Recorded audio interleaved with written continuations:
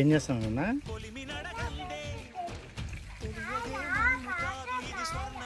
కాయ కాస్తుందని water పడుతున్నావా?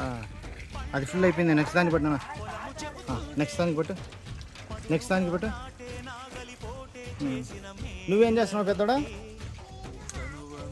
Water పడుతున్నావా?